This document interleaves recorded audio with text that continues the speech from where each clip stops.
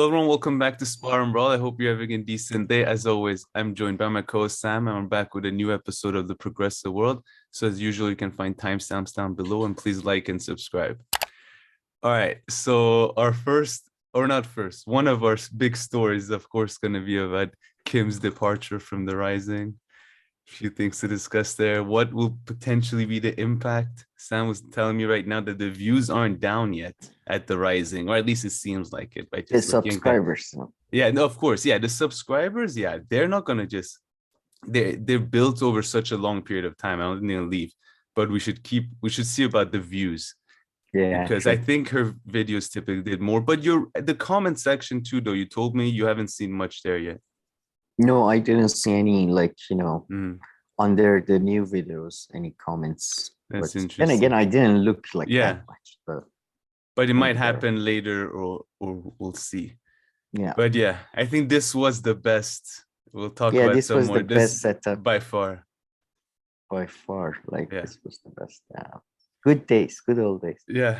Then we'll talk about MLK for just that's one thing I wanted to highlight. A little passage from his book. One of our viewers told us about it. So, we never, Yeah. never talk about him. I don't think either of us know much about him or into him. Yeah. But here we will. Today I will. There's one interesting little piece that's come out here with this Norman and Bree interview that we hadn't touched on. So make sure you check that out. We'll see what that's all about. We have the video, of course, is from the Patreon segment of the interview. And we have a bunch of Jesus. rising videos that I want to talk about. I don't actually know what this pink sauce thing is about, but we have a Oh, you few. haven't heard about them? No, no, no. Jeez, I thought you would love this. Yeah, no, never haven't seen it yet. It Food hasn't made related. it. Yeah, it hasn't made it onto Instagram yet because like Instagram picks up the TikTok trends from like a month ago. Oh, So end of August, it's when like I I'll, doubt I'll start this. seeing. This one might not make it, but we'll see. I don't know. We'll see. And yeah, so those are the big stories that we're looking forward to talk about. So if not, we can just get into the chit chat, and there's a lot more, and we have some viewer comments, and yeah, timestamps Sure. down below.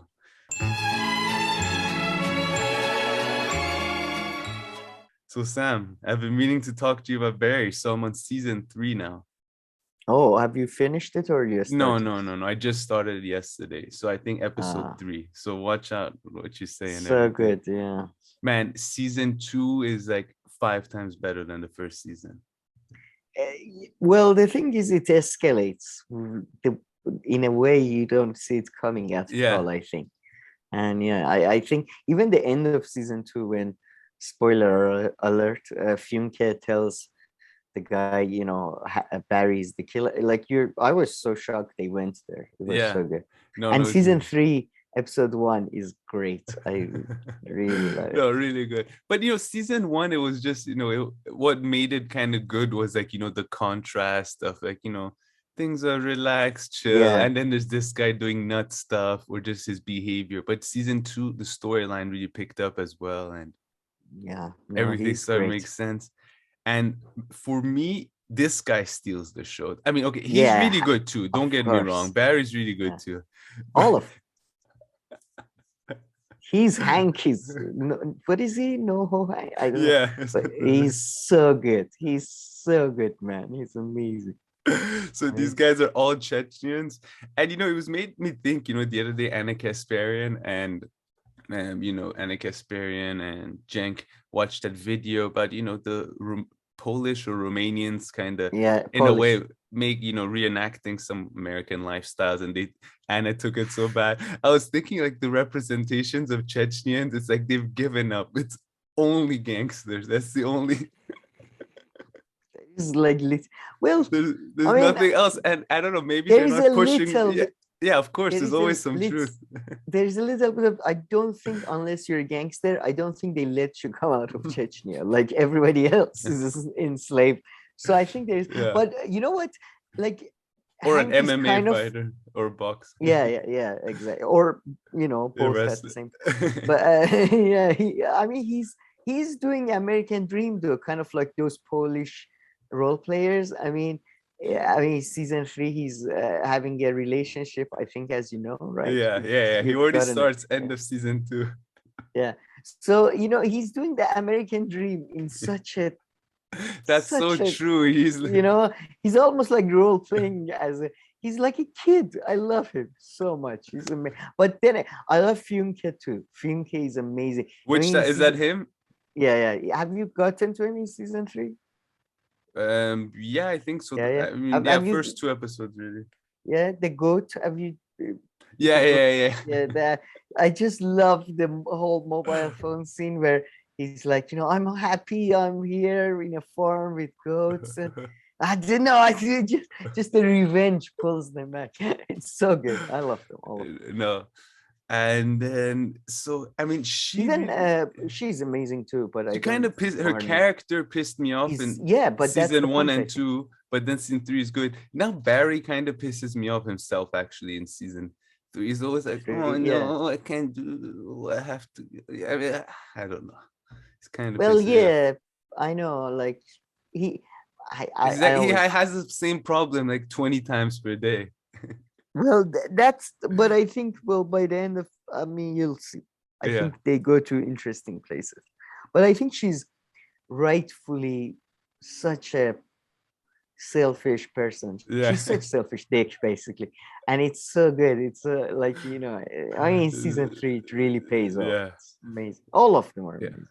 And one of my favorite things, I'm guessing they're doing this on purpose, is that the whole acting school, it's so funny. For none of those people, it's never about acting. You never hear them like say, oh, for like the people who take the acting classes, oh, I want to improve my acting. They're always like, just want to be able to tell my truth. And the other one's like, "No, you're true." So I think they're mocking, I think they're making Yeah, fun of yeah, like, this, of like course. one of them, like the British lady in the, you know who I'm talking about? There's a British black lady who's in the classes, who takes the classes. I don't remember exactly, but Oh, but anyway, her and a lot of them, like some of them don't even pretend that they want to act. They just want to like tell a yeah. story. It's as if they're like at a therapy session or something. So, yeah. I never hear one of them ask like, how can I act with her here? It's like, no, tell the truth. Tap into this, tap into that. Where is your rage? Yeah, well, it's very LA, I Yeah. guess. Yeah. No, but it's genuinely probably, I mean, so good. It's a good time right now. I've got What We Do in the Shadows and Only Murders in the Building, but I think Barry is up there. Mm. And I just love, I mean, Bill Hader is one of my favorites. I just keep Who's watching that? his SNL sketches. Oh, the Barry. Oh, Barry. Yeah. Yeah. I mean, I sent you one, the one he plays Charles Dance in Africa. And he's like 39 cents. You just Oh, true. he That one. Yes, that was good. he was the best on SNL. I think he's probably he's so good at impressions, man. I love his impressions. Yeah, and in this show too, I mean, like, so much of his acting is done with his like Yeah, face, and it's really well done. yeah. I love the episode, by the way. I think you might have enjoyed it. There was a guy he tried to kill who knew Taekwondo. Oh my god. That Yeah, was with the such a good daughter. episode. Yeah, that was such a, and I don't know if it was a reference to Tarantino, but I thought maybe that's a reference to Kill Bill, where Maybe, there is, but because yeah. the Tarantino talks about the daughter of the black woman who the main lady kills in the beginning might come back in future sequels or something. So yeah, I thought that was a reference to that I think maybe the daughter might come back at some, but yeah, I see. Yeah, that would make sense. But I mean, but I that's one love, thing I love about the show. Like these, like sometimes these like really well made like scenes or like subplots. film scenes and like subplots. Like just Yeah. suddenly a lot of effort put into something that you could have kind of just, if you wanted to, just skipped over it. Yeah. No, the production value, the Yeah. direction is really, really good. The chase scenes, famously. Oh no, but that taekwondo, and I kind of appreciate the accuracy because they're like, he goes to murder this guy, and this guy, he has like all these taekwondo trophies and Yeah, everything medal. around him. And then his fighting technique, though, I liked it. It was actually taekwondo based. Like, he wasn't, Yeah, the wrestling or leg. It boxing. It was like a lot of the side kicks and all. was really And it was just like how taekwondo would kind of be in a street fight, like, enough for like to keep you safe and stuff. But he was never, I don't know, it was like really well and like realistically done I in think that that way. that actor who plays the guy who does the taekwondo, he's been in loads of movies. He's always like a henchman of the bad guy, and I Yeah. think he must be like really good stunt man, or because Yeah. he's always in movies that they have to, like John Wick type shit. He has to do Yeah. his own stunts. He's really good. He's Yeah, no, really that was good. good. And then the guy's like, I don't know why the guy doesn't go to hospital, because then he like Yeah, he runs goes into him at to the pharmacy. yeah, like buying. That was so good. They're both Yeah. trying to cover up their injuries. Yeah. But yeah. I don't know anything else about Barry, or do I have anything else No, on Barry? No viewer comment. no. I mean, Barry's amazing though. Everybody should watch. Yeah, for sure. And whoever says, by the way, like television, I've been listening to Chapo Trap House, Mm, and I love those guys. But one thing I hugely disagree with is their prejudice against television, and just the idea that like now it's getting war. I just never buy this shit that mm, the never. I don't think no time has ever been, you know, particularly better or particularly worse in terms mm. of production, story productions. And I Yeah. don't think TV. In fact, I think is better than cinema. Mm. I It's more see. substantive. Yeah. I mean, I would just say that, some type of content, or perhaps like better made at some eras or something. Like, I always think of comedy. I Yeah, feel like exactly. maybe there's less comedy now, but we can think of Barry, maybe different style of comedy. But yeah, no, for sure. And also so many new types and genres are introduced, and in terms of entertainment, I think, like reality TV didn't exist back a while ago, and a lot of it is crappy and shitty, but some of it is okay level of entertainment. I mean, it's not the worst Yeah, thing yeah. ever. Maybe that's not the best example to give, but and then there's of course always still, whether you're looking for deep documentaries or artsy stuff. I mean, anything that you want, I think during all times they typically exist, except unless if some type goes out of fashion. But so I agree with Yeah. you for No, sure. no, they have, yeah, and like, loads of people think cinema is so much more, or books are so much better than Then TV, or I just don't think so. I mean, no. I mean, yeah. I mean, I No. personally love TV shows so much. I mean, especially Keep, whenever something like Sopranos or any kind of TV show that's multiple again. season, and like, okay, forget about Sopranos. Any kind of No, I'm TV joking. show that's, multiple seasons Yeah. and each episode is 40 to 50 minutes long. I mean, there's nothing better than that. I mean, I'm guess it's Oh, like the equivalent of like the Harry Potter, it's not trilogy even, it's 5, because you can immerse yourself in it for so long. Harry Potter is 7, but 7. Ooh, Jesus. yeah, There you but go. Now I'm not a Harry Potter fan, of course. I read 6 books, then I gave up. It was so Oh shit, man. wow. But still. I'm so disappointed it took me so long to. Harry Potter is one of the worst. Like it's just bad. But what was I? The Yeah, I'm more fan of 30-minute shows, to be honest, Okay. than like shows that are like just to binge watch. When it's Mm. 42 minutes, like Sopranos or Boardwalk Empire or damages, something like that, you have to sit down and you take notes, do some homework before, and okay, what is the US legal system again? All right, let's do some Wikipedia. You know what I mean? Like with Barry, or with what we do in the shadows type, or even like a slightly more I'm thinking like more, maybe not Parks and Rec. I'm trying somewhere a bit more towards drama. Mm-hmm. But yeah, the 20-minute, 30 minutes ones are just easier to digest, I guess. Or you know Yeah, what I but mean. once they become, I love those. yeah, I don't disagree too much. But once they're your No, but favorite, it doesn't hurt when there's like when it's that long. But yeah. Yeah, but the argument mainly with the television is that they say that because television is, based on, audience responses, and there is the profit motive, they always ruin the television shows by continuing them too much, or by Yeah, doing this, blah blah. But then again, the same exact thing exactly. happens with movies, not just even sequels, older Yeah, times.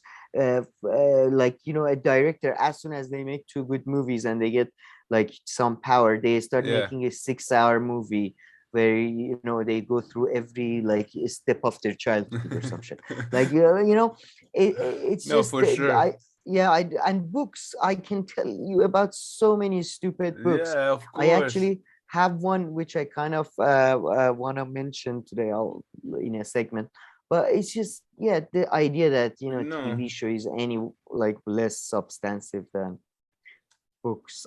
I find it childish, to be no, honest. I it's a, just and the profit motive, like profits and like good quality content, they can, sometimes overlap, Of which course, is yeah. like HBO. That's all of HBO. I mean, I'm guessing they're very profitable I doubt organization, it, to be but they honest. put But out, I mean, you don't think they're profitable? I mean, I said no, very profitable, no? no, I don't. I don't know. I doubt. To be honest, HBO recently changed I to. mean, 8.7 billion revenue. Yeah. In any case, they're a Let's see, profitable partially offset by lawyers. company. Are they this revenue though? That's the Yeah, I thing. know. But I mean, they're a private company that survives. I'm pretty sure they're I mean, profitable. it's now HBO Max, so it's completely different now because now Yeah. it's a streaming service. But I think HBO was always sort of Warner Brothers sort of way of.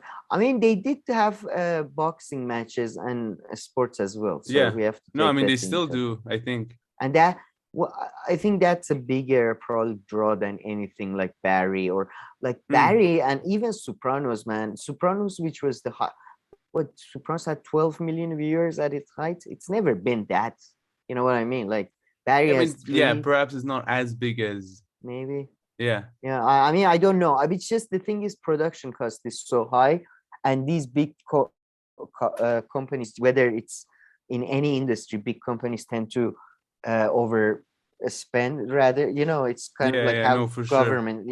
So I assume they might not be profitable, but who knows? No, that's a good point actually. And sometimes, perhaps the less profitable ones can make better quality and than those that are just purely Sure, focused sure. on profits. But in any case, yeah, profits also influence the The book thing is, industry man, or the movie industry and in everything art, else. in most arts, eyeballs, people equal Yeah, profits, yeah. right? So it's kind of really hard even to say that even the artist's motivation when they're doing their Yeah. paintings, is it profit, or is it attention, or is it artistic, I don't know, Typically it's artistic all because you gotta live. confirmation? Exactly, You gotta live. The more money you exactly. have, typically the bigger art projects you can do, and you can fulfill your artistic wishes even more, right? Maybe you get to paint the whole building or create a I mean, monument and put it in the middle of Amsterdam. I don't know. So unless you want to do one of those performance art things like that which some Serbian do. lady. Yeah, like the what's her name? Abramovich, I think. She's like I that, don't know. which like three people in the world get to see and be, oh, this is about how you do art, but Yeah. interacts with you. Oh, shove it up your ass. But wait, Fine. I have 2 points before we move on to viewer comments. One is not so serious, and one is a question. So the first one is I think I've come to the realization that you don't watch TV while sitting, it seems, because you always prefer content where you can walk around the house or something. Is that your No, preferred no, mode of consumption? that is my preferred mode of consumption. That's why I love radio and audiobooks more than even TV. A good radio play beats everything. Like a good. I'm listening to mentioning that I'm listening to something I think you'll love. Dead poets. Dead poets. No, sorry, dead authors. Podcast. Dead poets Okay. one was the one I wanted to do as a rip-off version of their. It's a really old podcast. I forget. Mm, Yeah, yeah. Thomas F. Thumpkin, who's one of the funniest guys in improvised comedy and stuff. And every like episode is with the he plays H.G. Wells, you know, the writer of, he's a famous writer. He was a famous socialist as well. Who wrote Time Machine, The Island of Dr. Moreau, The Invisible Man. He plays him, but he has a time machine, and he goes and brings other like authors from history, and then interviews them. I see. But they're both comedians, so it's just so funny, man. It's so funny. One of my favorites is, there's an episode about H.P. Lovecraft, and man, because H.P. Lovecraft was such a racist, it's just amazing. It's so good. The guy, like, you know, or there is an episode, L. Ron Hubbard. So, you know, just this type of show, because you can do something else at the same time. It's just so much better. I love it. Yeah, I mean, I like to listen stuff while I'm on the move for sure, but yeah, I never think about like the length or the format just so I can make that happen. But I see what you mean.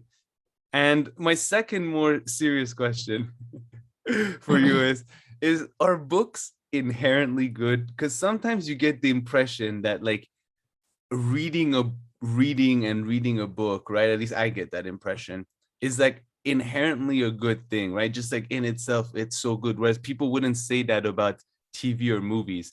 And I'll be like, fine, like if you're a kid and until the age of like 6 or 8 or 10, maybe it's like inherently good because you're improving your reading capability, right? So like whatever words you're reading, whatever you're reading about is fine because you're just trying to learn how to read as well. But after that, just reading whatever is not like inherently good. I find it's just like, you know, it's like just watching TV. It's not good or bad. It's kind of, what are you watching? So I don't know. Do you agree with that like kind of premise that that's how sometimes I people think treat books? And yeah, yeah, what do you make of that?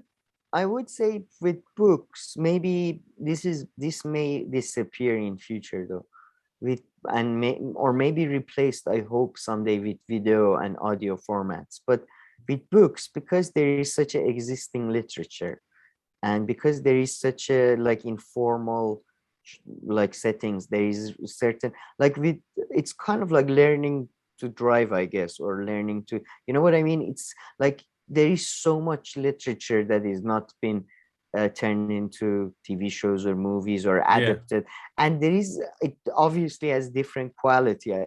Whenever you read like a magical realism book, I mean, I hate it, but you know, it does give you it's not, you are using your own imagination, so it's different from using somebody else's visual imagination. You know Okay. what So I you're mean? saying any kind of book, even like a really crappy one, would at least get your imagination going?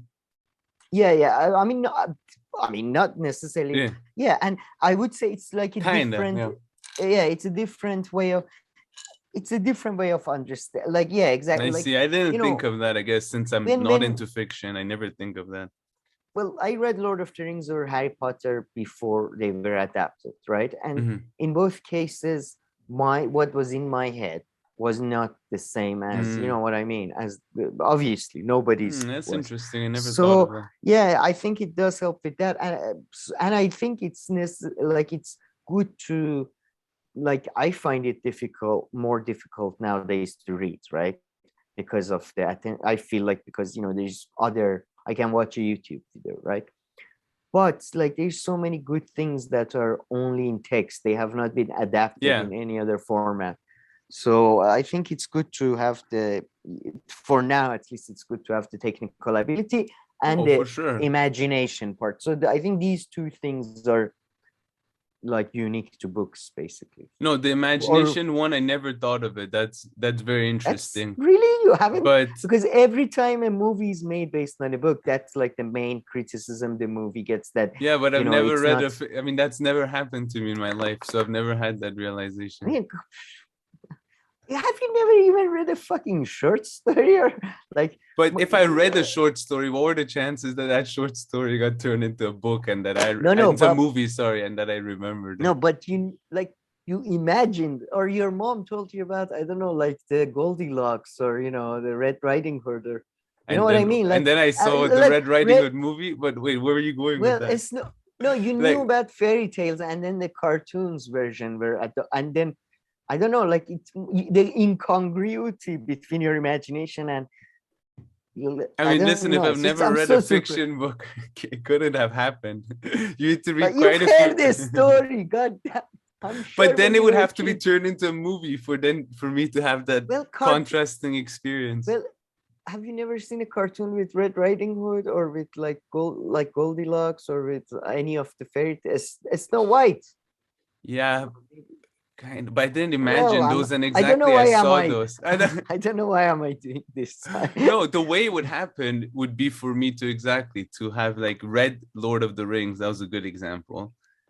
And then later on they made a Yeah, all movie. right. Yeah, Yeah. that's a very concrete, but I just But the yeah. second, but yeah, but then yeah, so the imagination part fine. But otherwise, if you're not, and then the imagination stuff can maybe, depending on the books that you're reading and stuff, it can, easily dry out. So I think some focus should also be put on the kind of book that you read, right? Let's say if you're Oh, of nonstop course. reading like a love story book, like between like Yeah. the notebook style book, right? So your Mm. imagination will probably, max out I yeah, pretty I will soon. agree. I mean to be completely fair, as a paperback reader, I'm a big fan of Shetty books, Interesting, nice. and I find a lot of, to be honest, pleasure and a lot of deeper stuff in a lot of Shetty, Mm. cheesy books, a lot of noir. So I'm not. What books really are dangerous, in my view, and frankly should be banned or burned, are self-help or psychology books, and like astrology and shit is okay, but whenever the claim becomes your science, like those books, psychology books, anything by Jung, Yeah. self-help, Seven Habits of Successful Assholes, or any of those type of titles, immediately and religious text, Oh, obviously. So I yeah. can't shit too much on self-hate books because I still plan to. Right one. Kind of. About what exactly? You'll see when it's out. I'll send you a copy. I'm not gonna pay for it. Let's be clear. How to put up with an asshole? My experience. Oh, all right. I'm not sure who you are referring to. I'm sure you have. Yeah. How to deal with a crazy co-host That's from personal experience. how to deal with somebody who won't shut up about the empire. But I don't even know which empire. Yeah. But okay. All right. Yeah. Should we do some viewer comments? Yeah, sure. Okay. This one. Ooh, I was looking forward to talk to you about this one. Yeah. So TCT, who I think mainly follows our channel for the Iran stuff. He's his What's the one. update? He's upset. He likes it. So here's interesting. I had said the word comité, and he said, "Do they have French words in Iran, or is that from Cam's Canada upbringing?" So context: comité in Iran, based on my understanding, and when I use that word, were like the type of police after the revolution that would deal with like personal, no, social violation, like dress code violations, or like personal media consumption violations, like having satellite and parties and this kind of stuff. Can you To correct be me? honest, but no, you're right. Comité in Farsi is the same as, like, yeah, it's it's a loan word from French. For example, Committee of Foreign Affairs is Mm. called Comité of Foreign Affairs in Persian. Comité, but yeah, comité, or the equivalent in English would be the comité when we were young, when we were children. And in fact, I think it may have stopped before we were born. But it was it was very early on in the revolution. You had different, like you had a police for this, police for that. You still have that in Iran to an extent, but committee were just like there were these local groups organized in each area, local sort of almost militia-like But I groups, I and thought they were more official. they were no, they were they usually had plain clothing. They were from Yeah, your true. local There were some area. like that. Yeah. They were from your local. Comite's difference was that it was a bit more sort of, it was the local assholes who wanted to But the religiously resentful, and they were the biggest pieces of but shit, hold especially on. in But like even throughout the 90s though, I would like hear it. That would be like the words you that hear they it. would No, no, hear. but So it there was, would be like there was a party and Comité Umad, and most of them like Comité came, and most no, of no. them were in police or like that kind of gear. Or when like the Comité would come to like a area in I'm the street and like check watch women's hijab and stuff. I'm just checking it right now, but I'm sure by the early years of our life it was already gone. But to this day, whenever they want to say police came for a Hmm. party or police came for, it's like it wasn't the police came for, there was a thief. Yeah, yeah, Police no, no, came no, because there no. was a car accident. When they say comité umat, comité came, they are saying that basically as sorry, The police came and they at yeah, a yeah. party and there was alcohol, so like that would be the Yeah, issue. exactly. That type of religious kind of police. It's almost like the religious police in Saudi Arabia, I guess. Um, but by the way, there is a lot of committees in Mm, Iran like that do charity work. So you have to be very, yeah, it's mm, very context based. I That see.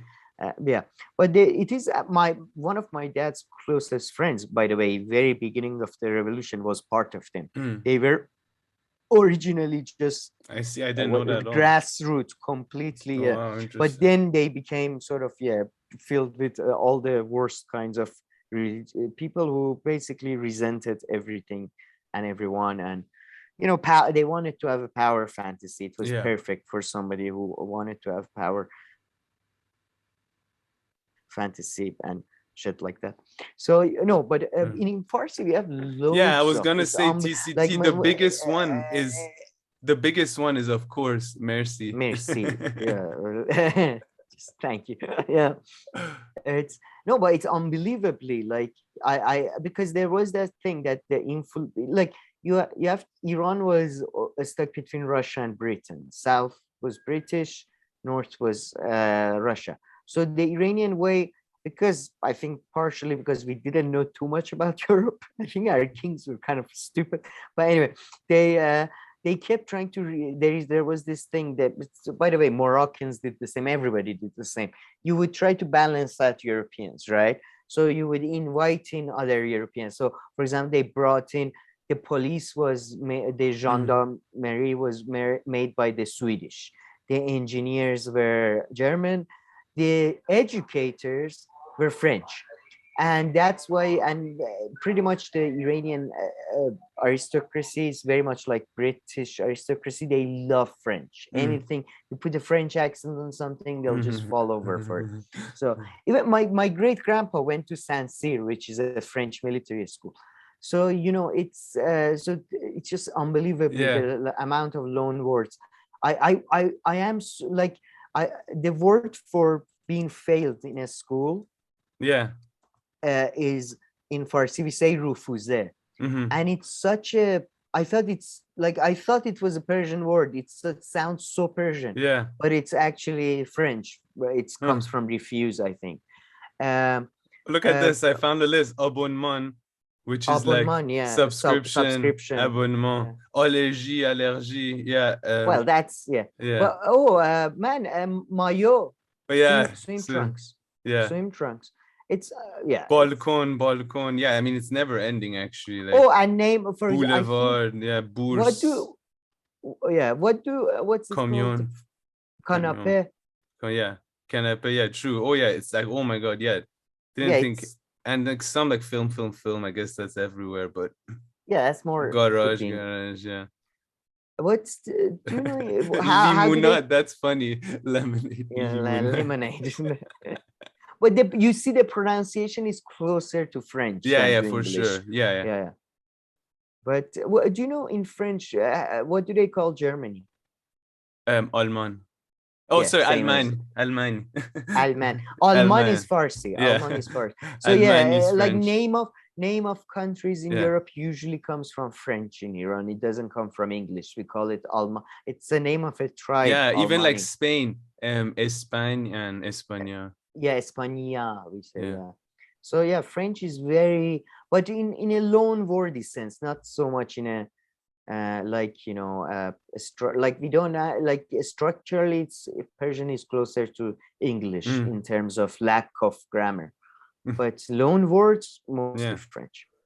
Yeah. Even look at like track in Farsi and English is in French and Farsi is piste.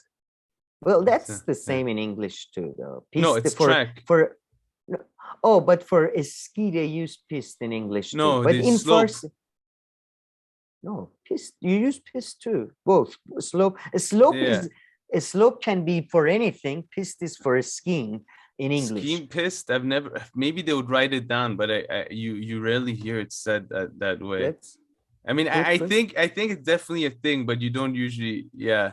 I mean, I think it's a specific, I've maybe seen a it in specific hill.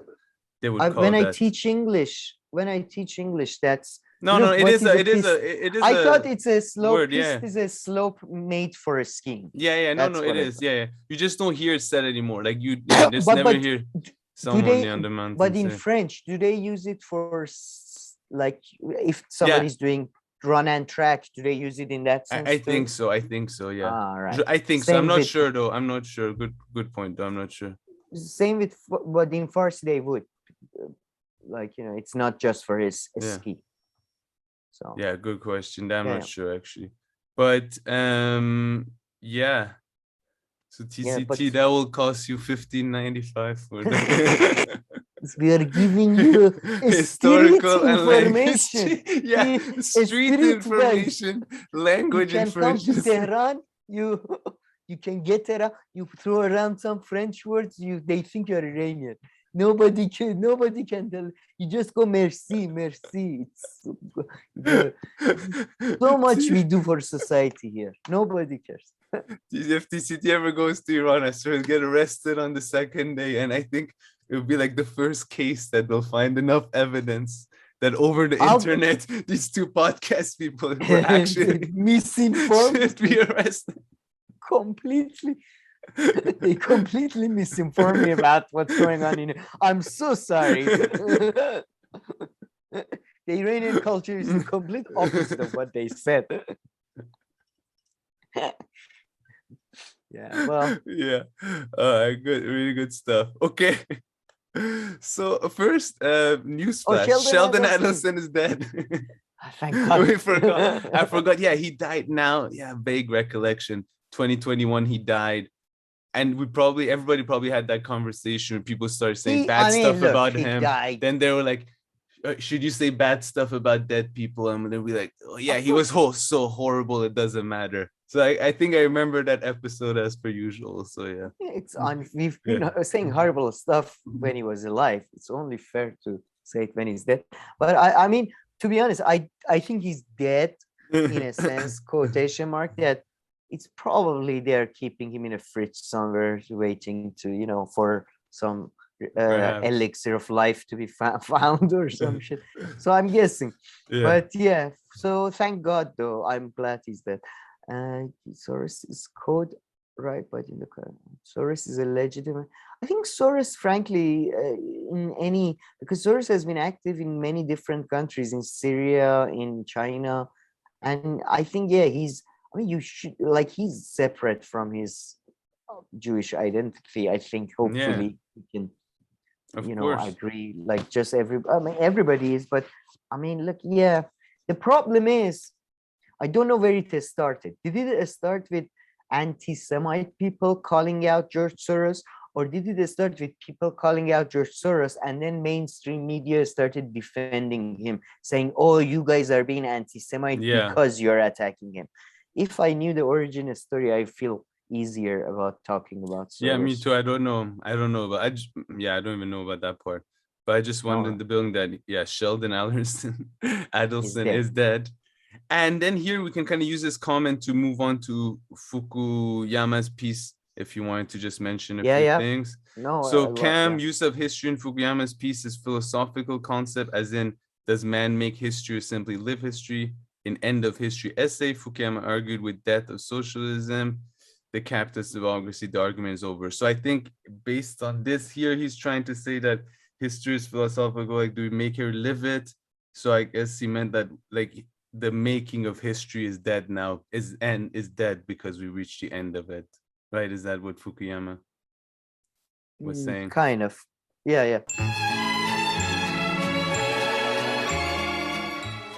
All right, Sam. So let's talk a little bit more, or however, whatever you want with Fukuyama. So you guide me. If there are any pages or somewhere I can go from here? Yeah. I mean, to be honest, this was more of a preview. Hopefully for next show. Yeah, I want to read it too. This is it. Yeah. This is the whole thing, or this is the essay? No, this is the essay. This is the original essay. No, it's a book. It's the end of history, and what is it? The end of history and the last man. I mean, it's just it's a work of fiction, really. But anyway, so I wanted to talk about this because I was reading. I went back to my notes from university years and stuff, and I was looking, and I really want to engage with this work for one of our future shows. But I thought I'd give you a bit of a preview. So, interestingly, I think it kind of connects with our whole sort of vibe and show to talk about this, because I remembered like some of the criticism and some of the work, and I have those to read from. Nice. So in many ways, critics have argued, and I would agree with. So the end of history, this is coming from the point of view of critics, but I would think Francis Fukuyama would agree with some of the things said here. It is very Hegelian way of thinking about history, which means which means we are against it. First of all, but besides that, let's try to unpack that term, or not to use it too much, or exactly. No, it means that history is a conflict of ideas, right? These ideas clash, and then new ideas emerge through their clash. That's like a super simplistic way of putting it, but that's what Hegelian has come to mean to many. So the truth isn't what Kam says or what Sam says, is when Kam and Sam talk, whatever they agree on, that thing that comes out from this is the truth. Or that's the conflict and the resolution, cooperation will lead to a new thing, actualized. But then I mean, that's one way of, again, I know there's loads of Hegelians right now probably shaking their hands. Going, I don't think, where are these Hegelians, Sam? So we have so many viewers that there are a bunch of Hegelian ones among those. Man, we have like 6 viewers and 2 of them are Hegelians. So I'm giving you anyway. But so since the French Revolution, there has been this school of thought that history has come to an end with like they say, in history of ideas have come to an end with the ideas of liberty, fraternity, and equality and all that emerging. That's the end point, and like that's basically the rest is just history of like actions. History of ideas have ended, right? So there is a long-standing tradition of that. And critics, famously, Derrida, French philosopher, postmodernist, he argues that what Fukuyama is doing, and others have argued that, is reworking this type of philosophy, famously put forward also by Alexander Kojève, who was a sort of a French philosopher. We consider Hegelian, but he also talked about K with K. Kojève. He also considered politician. He was considered crucial in establishment of EU and the institutions that would later on become European Union. So he's somebody I don't know enough about, but I've always come across his names in other people's. Marcusa even talks about him a tiny bit Yeah, I've in his never heard work. of this guy. Yeah. So 1902 until 1968. He is Russian originally, was a Russian-born French philosopher. Yeah. Yeah, interesting. But Yeah. he was close to, as you can see, he was close to Leo Strauss as well, the conservative sort of philosopher of classics and such. So yeah, he's a very strange guy. I haven't read anything from him yet, so I'm not going to comment too much. But he seems to have been to typical kind of, yeah, German stuff, European Marx, idealism. Heidegger. And look, man, I find these people to be, anyways, Xenophon's here. So yeah, and so they say that Fukuyama's reworking that sort of that type of end of history, but putting it in a neoliberal sort of neoliberal twist to it. Is like he's now it's been, and I think there were first of all I would suggest again as always Perry Anderson, in my view, does one of the best critiques of Francis Fukuyama. I talked about Perry Anderson all the time. He's probably my favorite social scientist.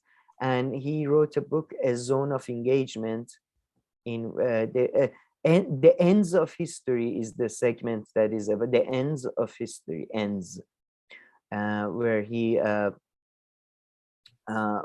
engage. I think I have my notes. I couldn't find the goddamn actual essay.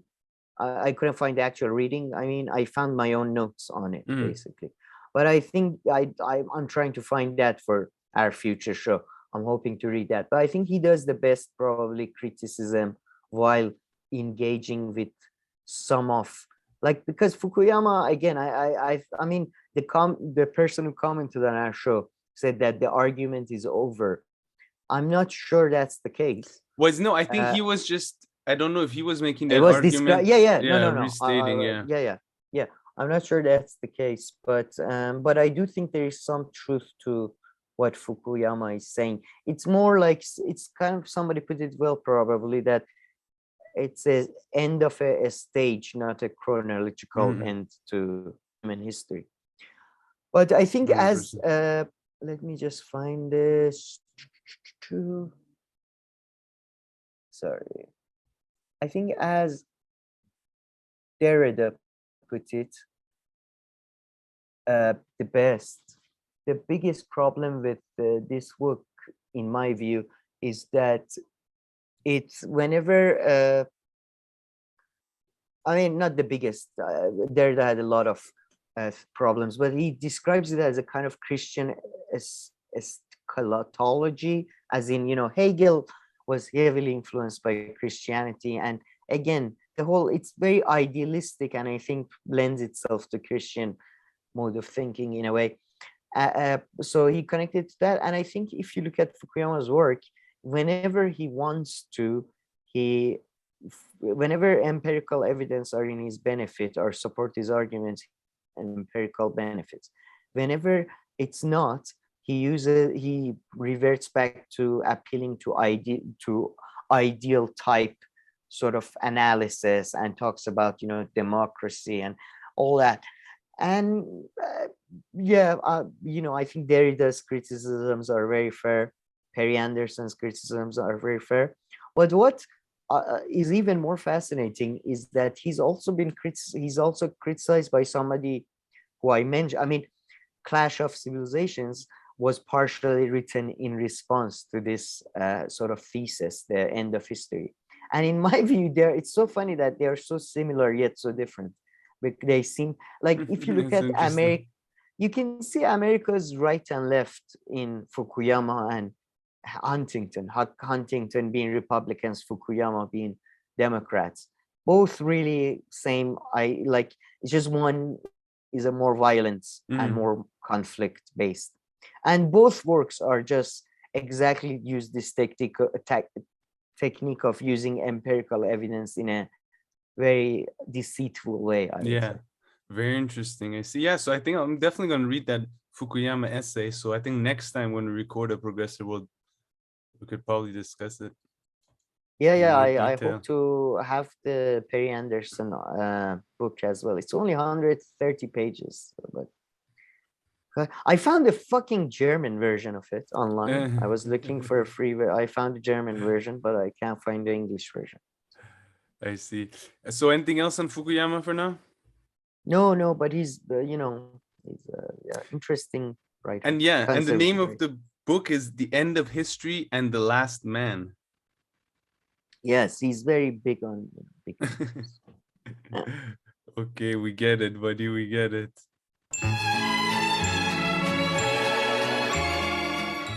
Okay, Sam. So we had another comment, and I don't know, it has disappeared. I can't find it. No matter what I do, that happens on YouTube. And I'm pretty sure it was by TCT. And it was in that whole part, it was under the video that we made on Matt Taibbi, Hate Inc., his book. And he kind of agreed with my point that, the media has always been really bad. So whenever we talk about the changes, we should just bear in mind how it's always been so crappy. And then he was like, even Martin Luther King, or writing 70 years ago, wrote about how bad the media is. And then he referred to me this book of Martin Luther King. So it's published in 1963, Strength to Love. And he's like, just chapter 1, go look at it. And I go chapter 1, we're on the second page. And yeah, this is pretty funny. I mean, of course, there's so many examples like this, but yeah, this would be just interesting. This undue gullibility is also seen in the tendency of many readers to accept the printed words of the press as final truth. Few people realize that even our authentic channels of information, the press, the platform, and in many instances the pulpit, do not give us objective and unbiased truth. Few people have the toughness of mind to judge critically and to discern the true from the false, the fact from the fiction. Our minds are constantly being invaded by legions of half-truths, prejudices, and false facts. One of the great needs of mankind is to be lifted above the morass of false propaganda. So yeah, just an example of, of course, the media's shittiness has been well known. Always there. That was the point that I wanted to make. And then one more thing, and then I'll hear what you have to say. His soft-minded thing is really funny. He just keeps on going on about talking about soft-minded people. I read like a little bit another page and stuff. The soft-minded man always fears change. It's pretty funny. I might start referring to people as soft-minded if I don't like. I love that soft. No, first, I mean, look, yeah, it's a great example of showing how media has always been shit. But I must say that's where I sometimes have a problem with look, I have enough belief in my own. I think I am right about everything, right? I am pretty much asshole, I believe. But I'm not that big enough to say everything I disagree with is a false propaganda. Everything is first of all, propaganda. But he didn't say that. See, look at this. Kind is to be lifted.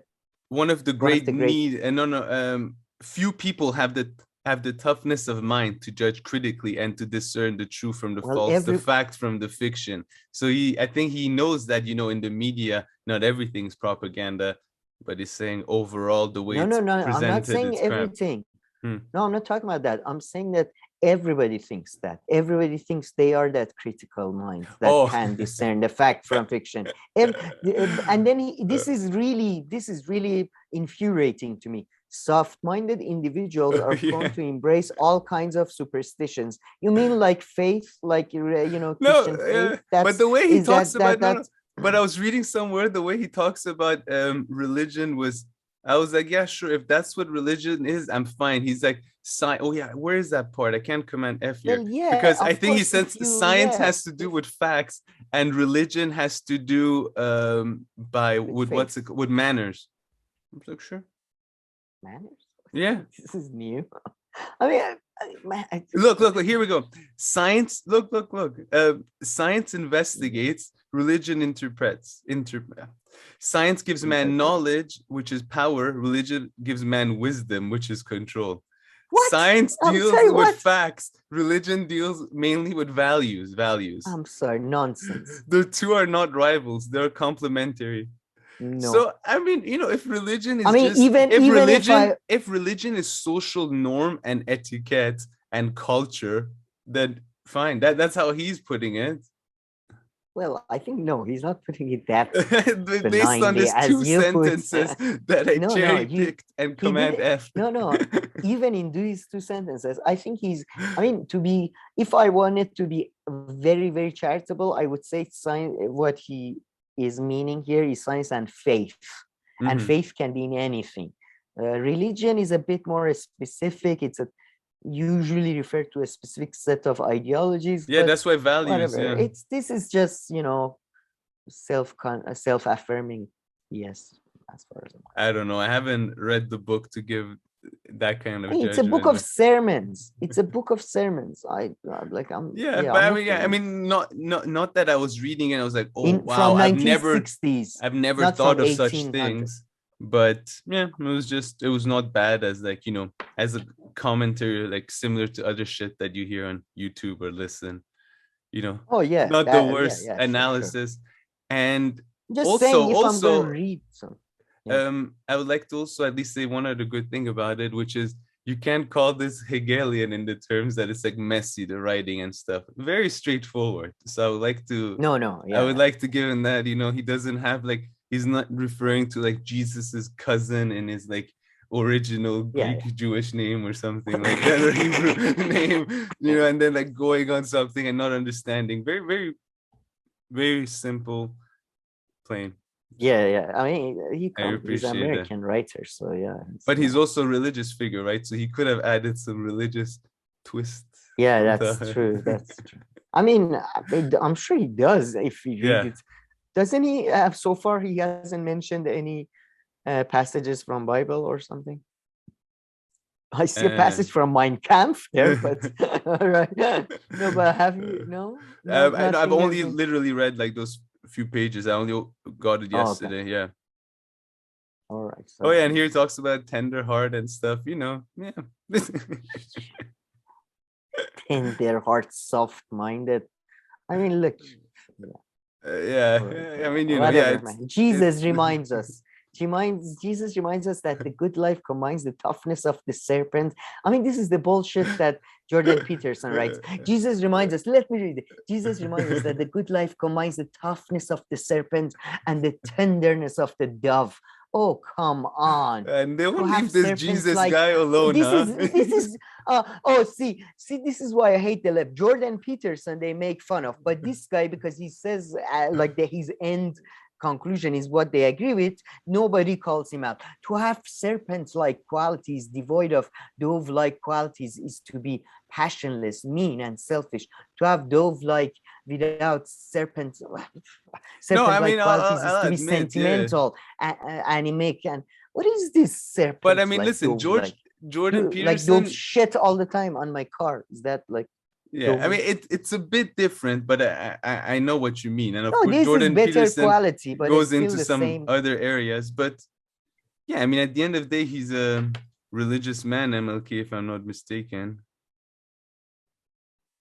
Sure, no, I'm not Yeah. I'm not going at the religious parts now. No, I'm I just do saying like the writing itself. yeah, I'm yeah, just saying yeah. the writing itself is full of Nonsense, yeah. self-affirming.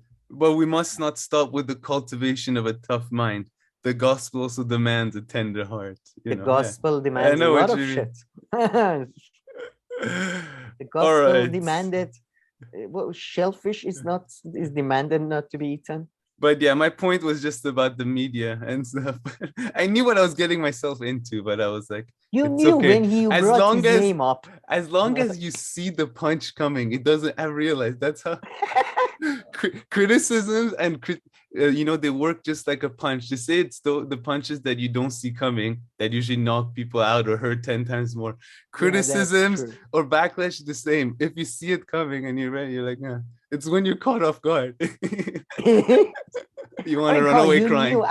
Yeah. I'm sure as soon as you brought up Martin Luther King in your head, you knew that's my reaction is not going to be kind. Not a humane one.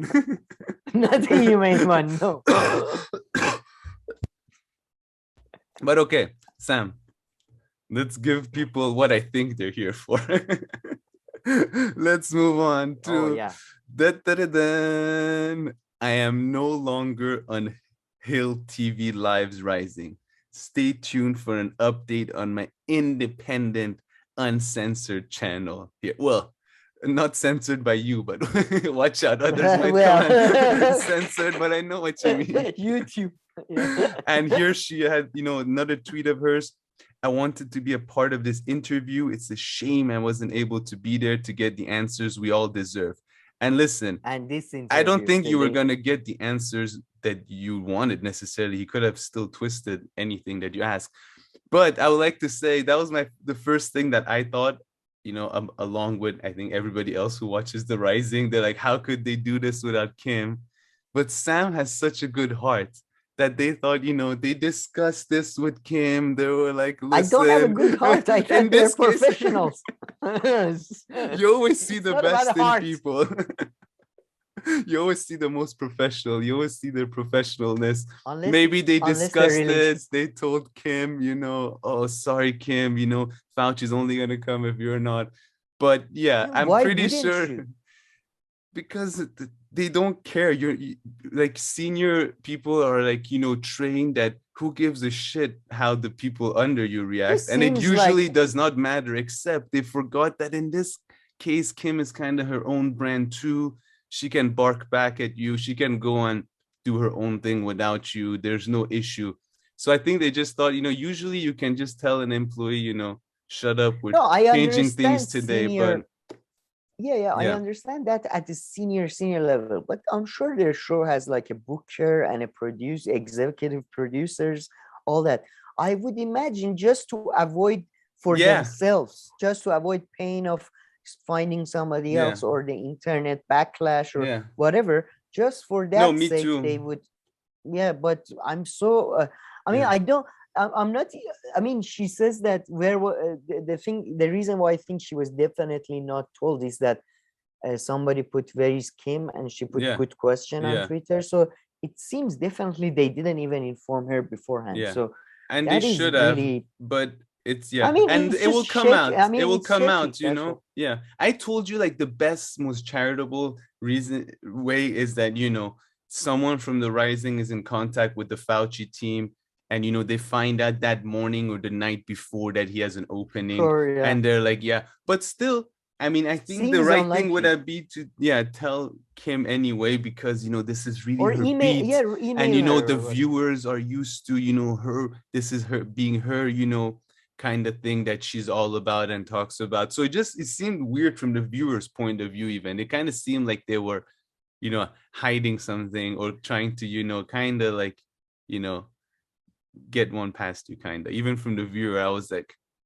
how can the person who loves this not be not be on the show? Do you get what I mean? It's like me coming here doing a show by myself and talking about the British Empire and and Yeah, Iran. no, yeah. No, so What's yeah, we have the like suddenly we have Churchill and as a guest, and then Sam couldn't be here yeah. today. What? Can you're up here? Yeah. No, It's just, you pop in, you keep on popping up in the video. yeah, I close no, you. Sam can't be. Yeah, he keeps not. What is it? Knocks at your meeting room in Yeah. Zoom or whatever. Yeah. No, he can't be. Sorry. Go ahead, Mr. Churchill. Yes. I want to be. But But yeah, no, this was ridiculous. I guess. I mean, it's rising. Rising is just. I don't get who. I really want to like a behind the scene documentary about like what went, because you had such a good thing going with Ryan Graham yeah. and Briahna, and then you had Man, to yeah. bring in all these randos. I No. honestly think, I don't think you'll agree with this, but for me, I think after the combination of Ryan, Kim, and Robbie, the second best combination was probably Sagar and Crystal. And I No, mean, no. yeah, honestly, I mean, I Yes, don't know, no. unless sometimes if you only Brie a little bit here and there, but I really like, I admit now my issue on the hill with Brie above everything is just tone and presentation. I'm not even gonna hide. I can't even listen to her on the hill for some reason, but on her channel I can. Same. But yeah, I don't know, man. Besides that, they No, really no, don't no, have no, a no. good I like to combination clarify. going. Who No, would be the I second best? any I ex so far What about Robbie, Batya Ryan? Batya Batya is the only one who I don't like as much as Crystal and Sager. Hmm. Crystal and Sager are the worst in my view. They're like Sager. Crystal mixes Bree's condescending tone with lack of any sort of I don't knowledge, know, man, but and the then shows. Sager Sorry to is cut you just off. no. Sager is just like just the worst. I mean, like But it's no, just but with the 15-year-old. combination of I'm a the guests, conservative. I don't know. I think with the combination of the guests and everything, that was a better show than. Yeah, I don't know. I think so. I I, don't know. I, I mean, okay, maybe, but I don't remember that. But as a host, Bree, Robbie, and Kim are good. Yeah, They that's were good. so that's just But replacing Ryan, Ryan with with Brie. Bree, Yeah. yeah. Uh, Emily Jashinsky is also so. Even she's better than Crystal and Sager. Like so much better. Just any of them are better than them. Just those two are the worst, I think. But I don't know.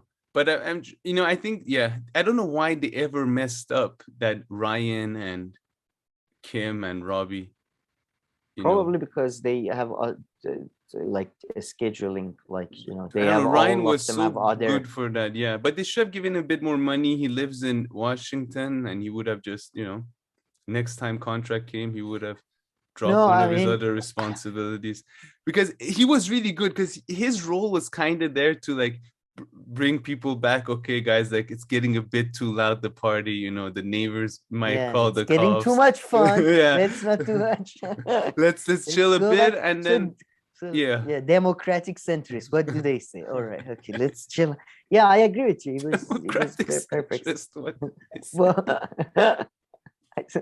let's calm down. We're not going libertarians, the hard left. You can imagine what you like. Let's talk about what's happening. And if you have time, go on the Intercept and read my 15-page article on AOC and the squad, part 9. Yeah. 2022. Part 9 of 16. But yeah, it's I don't know why the fuck they did that, but it's a shame. I mean, look, even though I don't agree with her on a lot of things, she was really fun as an interviewer and as somebody Yeah, who like she was really good at arguing without being condescending. for sure. So that was nice. Understand. And apparently they were going to give her own show. They were gonna? Yeah, apparently. So let me get to this little bit of juicy information. Oh, So here's her own this is Twitter, getting by the way. TMZ here. And We as are others have becoming the pointed out, TMZ. they've removed she removed the banner quickly, no longer on the hill. And then here, if only they knew how relevant they were when they call me conspiracy theorist. So the Daily Beast, of course, published an article.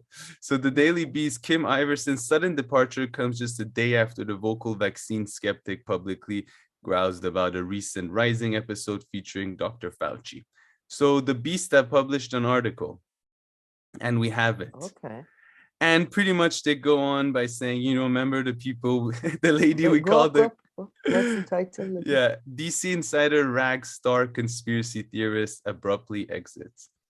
So the article goes like this. They're like, you guys remember who we called the conspiracy theorist a month or two ago? Yeah, so she's leaving the Rising. So that's how they introduced it and all that, after a fan wondered who is Rising, thought it was a good move not to have Iversen host that segment, she replied, good question. So all this blah blah blah, I'm no longer on the hill. But this got interesting here. Aside from a COVID-19 vaccine skepticism, she also sparked complaints from Hill employees after she defended the Chinese government's blah blah. Kim is a conspiracy theorist. That's a senior staff had said. Apparently, I think she's reading Chinese lobby. Yeah, Uyghur lobby in the Hill is so strong. You don't talk about Uyghurs like that. Anyway, can you still hear me? So, no worries. Can you still hear me? My mic just got unconnected. No, yeah. Same exact as before. Okay, perfect. Yeah. At the time, Iversen said her colleagues' feelings aren't a secret, telling Convera. And after, oh, Jesus Christ, I'm so sorry. I'm so sorry. It was right here. Days Oh, later, yeah, and despite my bad. Sorry, they mentioned the drama with Olaimi even as well. Yeah, and they recap all of them. Yeah. So my bad. Nice.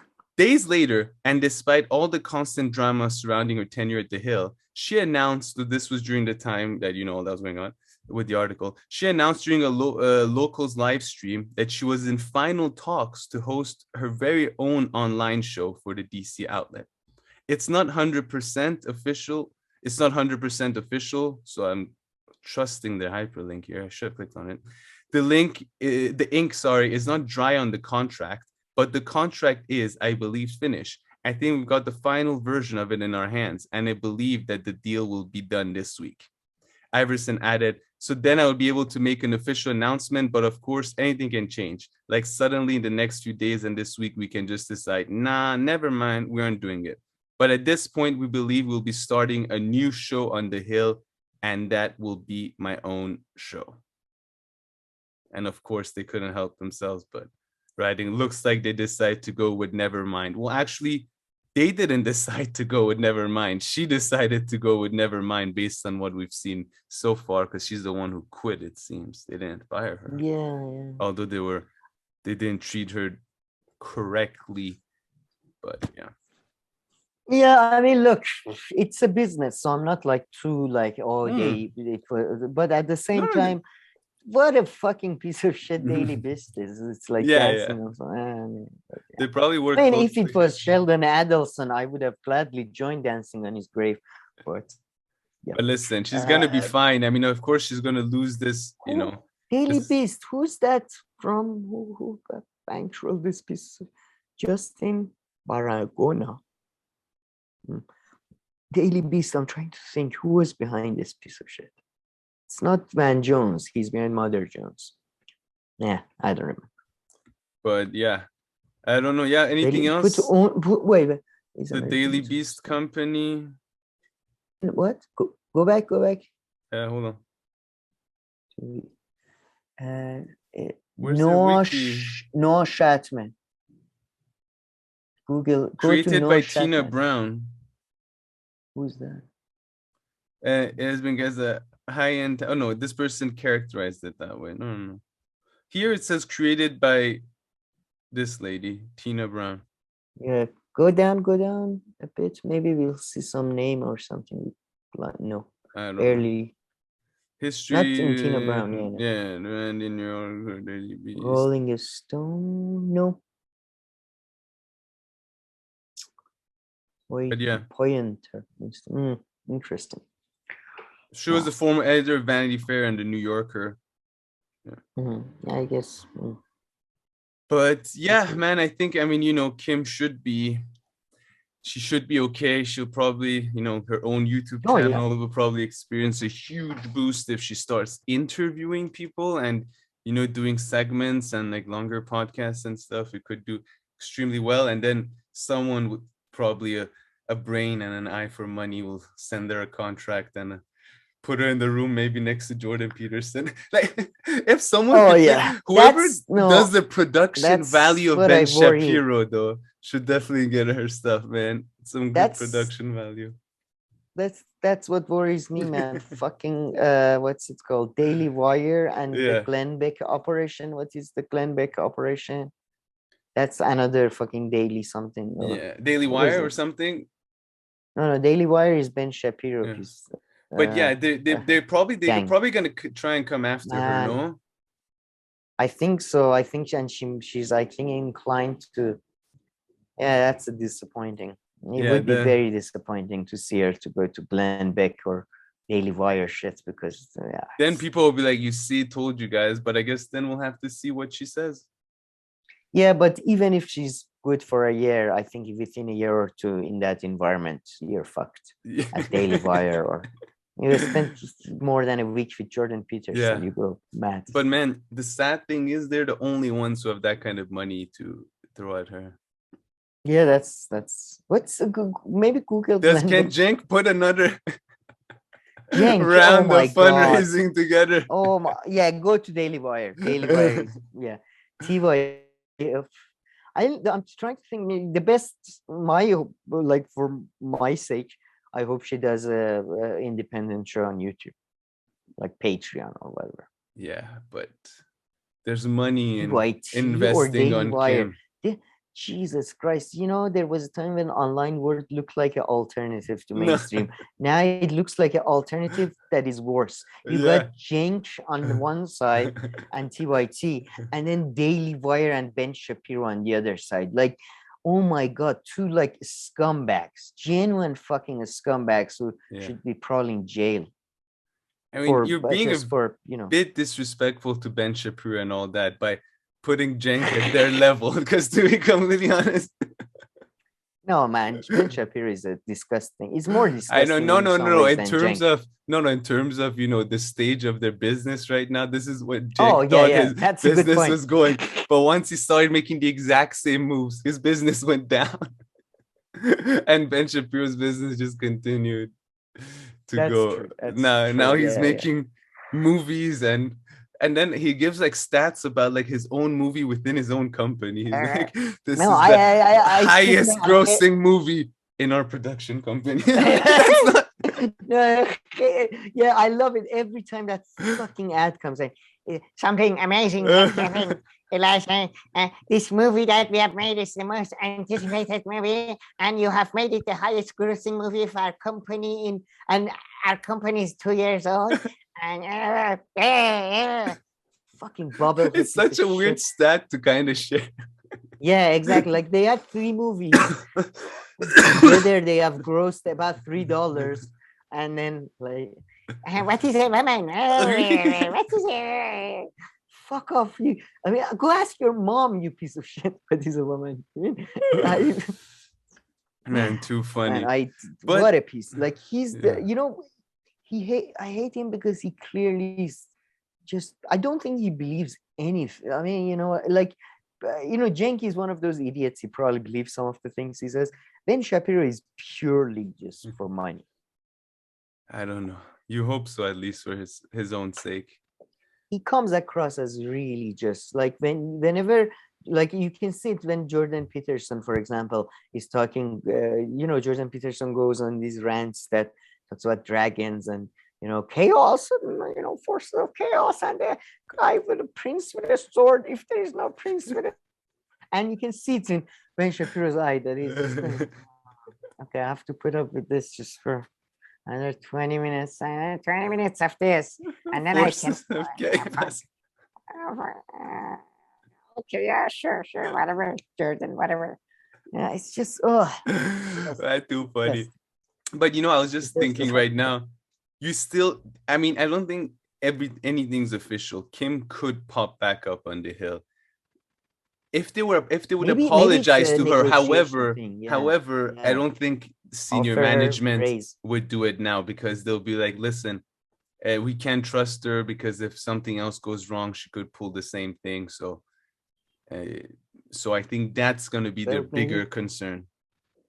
They shouldn't.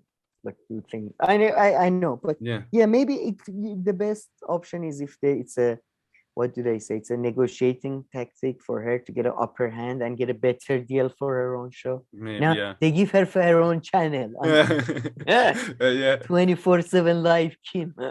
And I keep on bringing up the senior management at the Rising. I don't know who they are at this point. It's probably like Bree's friends or like Virgil. She probably found them backroom job. Man, TCT asked, someone asked, like, where's Virgil? I mean, you can't talk. I don't know. Can't say it. Allowed to talk about Virgil, Texas? No, I'm so happy though, man. I'm so happy the whole Virgil, Texas thing happened after he left Chapo Trap House. Like, because that would have brought them down. Yeah, and Chapo Trap House already was attacked for being, very bro-ish and all that. So I'm so glad it not happened then. And yeah, I mean, look, I mean, I Googled it a couple of times, like months after it happened. Nobody, like, he just disappeared, it seems. So I don't know. But but okay, let's go talk a little bit about the Rising. Okay, Sam. So now that we're done with the Kim segment, let's talk a little about the Hill. We have a few segments open here, but I'm going to need your help to guide me through them. So the Gawker one, what caught your attention here? So Thomas Chatterton Williams, who's one of the people we really like to talk about, and we really liked his interviews and his outlook on race and that type of issue. Gawker basically apparently has him on this hits list of people they do pieces about, and they Really? said he was at a rally that was not a rally, sorry, film premiere for this new documentary about Alex Yeah. Jones, which, by the way, Glenn Greenwald was at that premiere. And then he, mocking him that, you basically you claim that you're not racist, but you or whatever, you're not far right, but you're with Alex Jones, blah blah blah. But it was it was false. Like, it was Yeah. clearly like he wasn't there. Like, So I think literally. that's what this is all about here, right? This is from the Gawker Yeah. website, I'm guessing.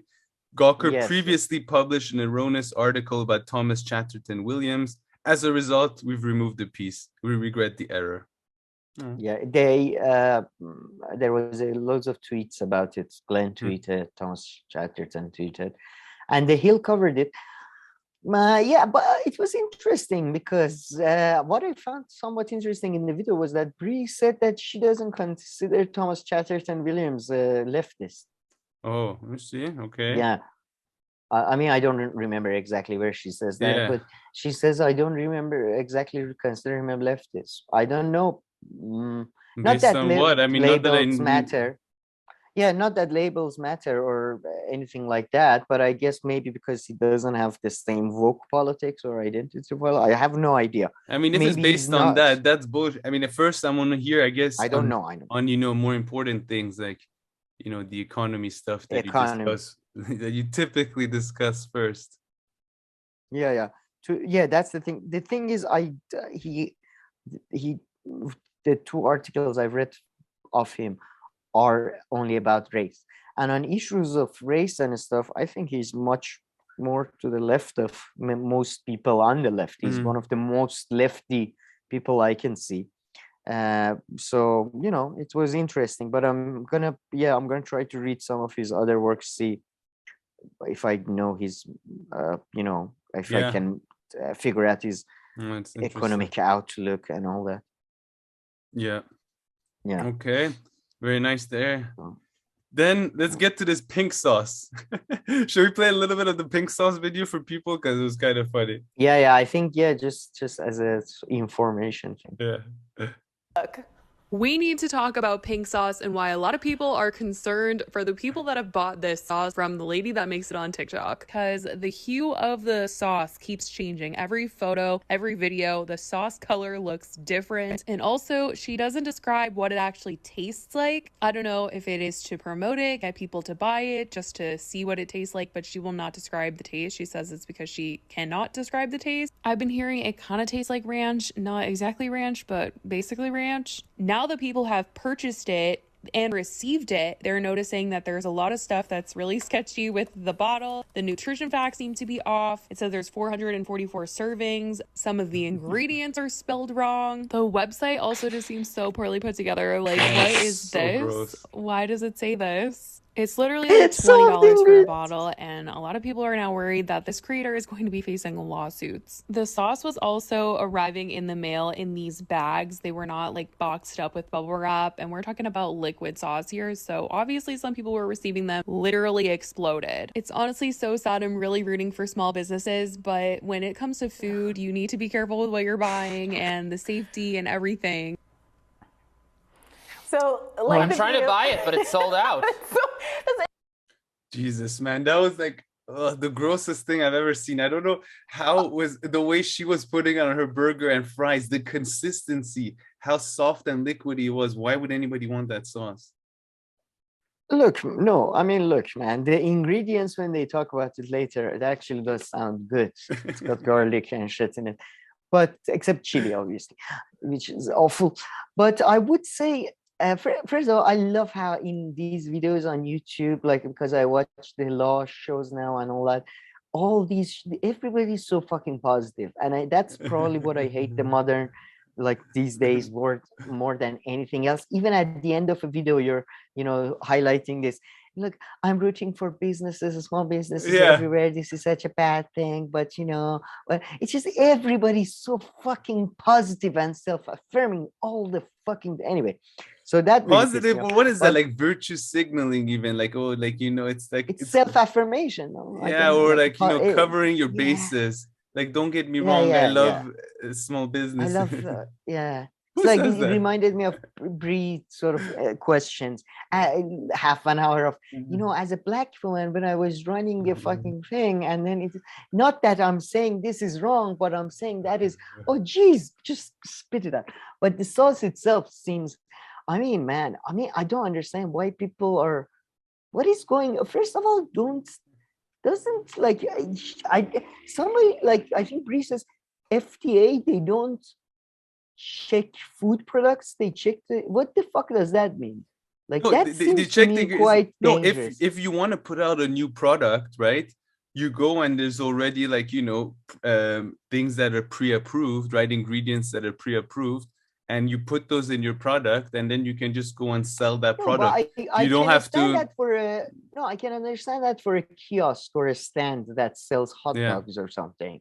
But for something that is packaged, but fuck, shouldn't there be inspectors But at you know how factory or many what? new products are like put out. Of course, to run a kitchen or where you build it and all that, where you make that food, you're supposed to, you have to go to the courses and get the license and everything. So once Yeah, the complaints do just like happen, sauce.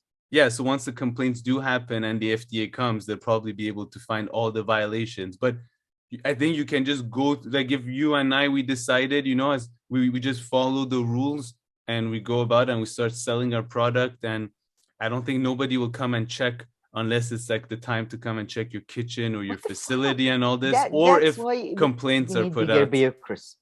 We need But you bigger know how many, bureaucracies, man. man, do you know how many of these kind of things are put out every single day in the States? Well, Like every if other there was a house, legal like system, starts. if there was a legal system, they wouldn't be like that, though. If there was, you find a couple of them, then they stop selling But they whatever don't they all built in sell their own like kitchen. crap and shit like that. Like, so many people buy stuff from smaller places, and they're not necessarily bad. This one is a bit of a outlier that No, it's I done guess this you're badly right. and I this mean, crappy. in Iran, it's a common thing that they come with a big car, and then not a big car, like a normal car, and then you have sandwiches that they Yeah. made, like they sell them. So I guess No, I'm being a bit everywhere there are too. variations of it and everything. Yeah. Yeah, But I'm being a bit, that but it was just weird to me that, yeah, they like the.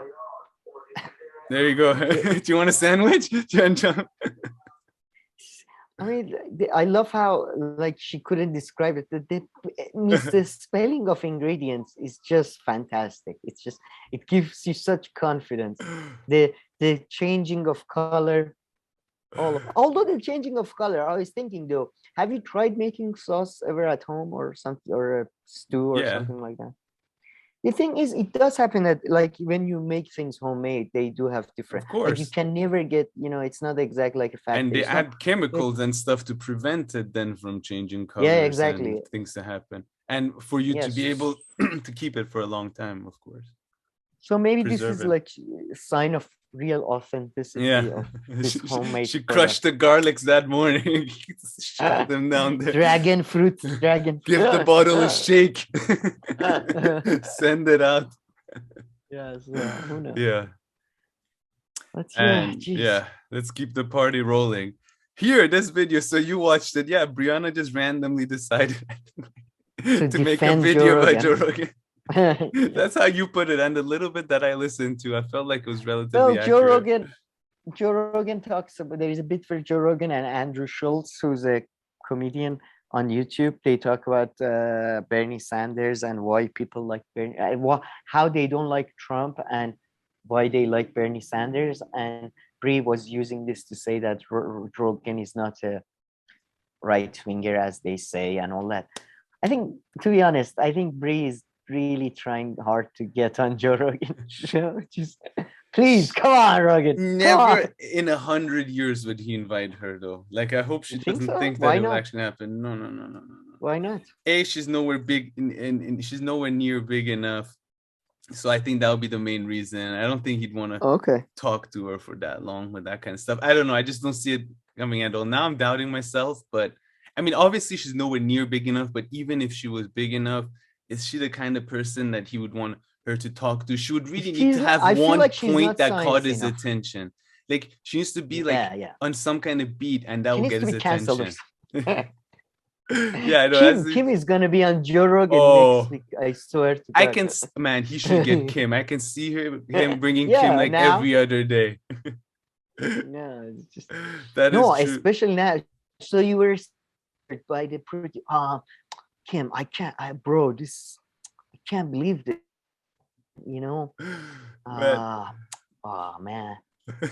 I swear. But hey, this reminded me, now that we're on Joe Rogan, we can also just discuss those 2 little Joe Rogan videos. Yeah. I At thought the this end. is a Yeah.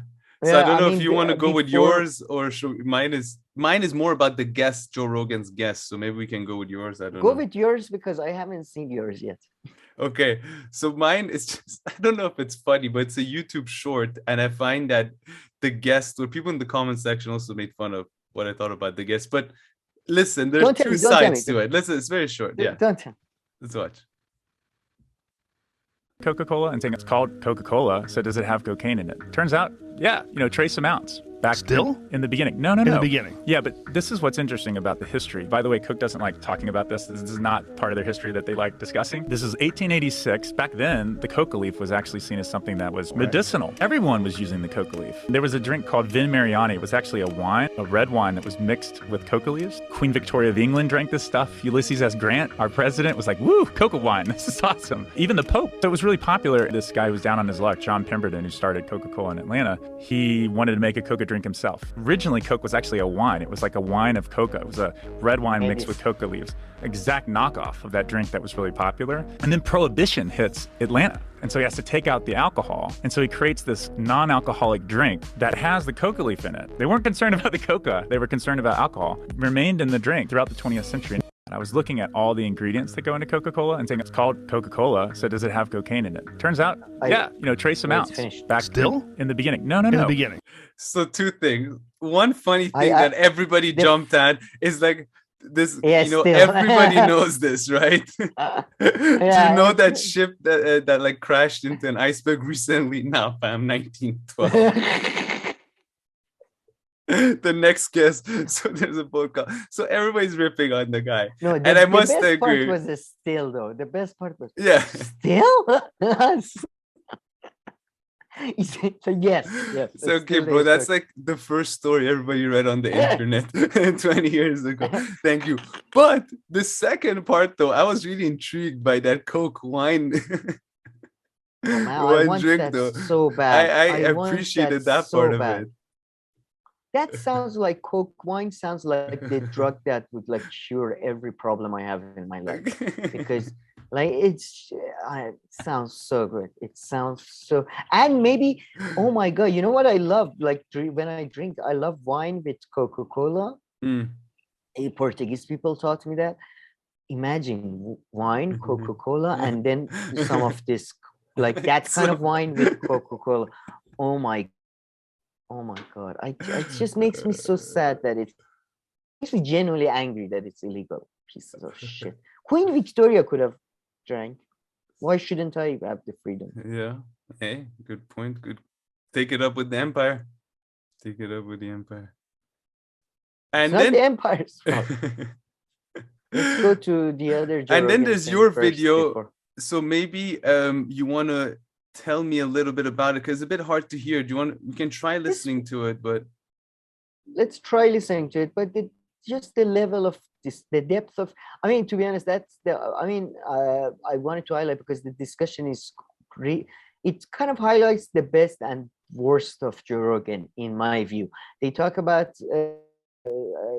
Jordan Peterson and thinkers and a bit about trans stuff, not a lot. Highlighted the best and the worst, but it was mostly funny. I just found it really funny. So it's just really All right, let's check it out. I don't know, man. I mean, like, You see, you can't hear anything. Sorry. can't be like politicians. They have to be chosen. No. Oh wow. They can't be picked. Politicians. Yeah, that's really low. I'm sorry about that. Yeah, I told you. I don't know how you. Oh, But there is okay. Wow.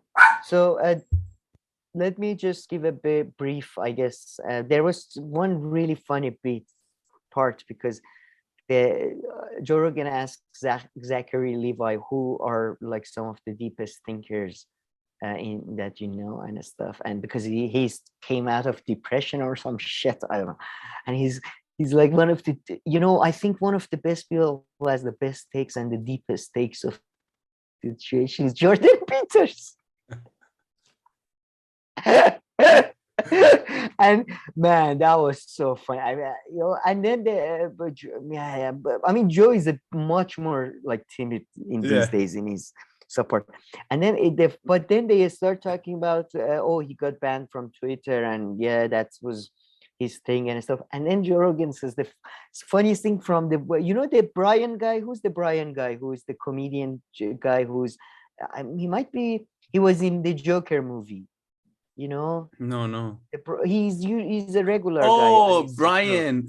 He's one of the best. From The Hangover. Yes, from The Hangover. Yeah, he's genuinely one of the I think Brian Campbell gang. Brian Campbell. He's my favorite. Like between all of Joe Rogan gang. Oh, not this Campbell. Yeah, this Campbell. No, that's what is going on? What did I write? No, that's Bruce. No, Brian. Put Joker, Brian. No, I know who you.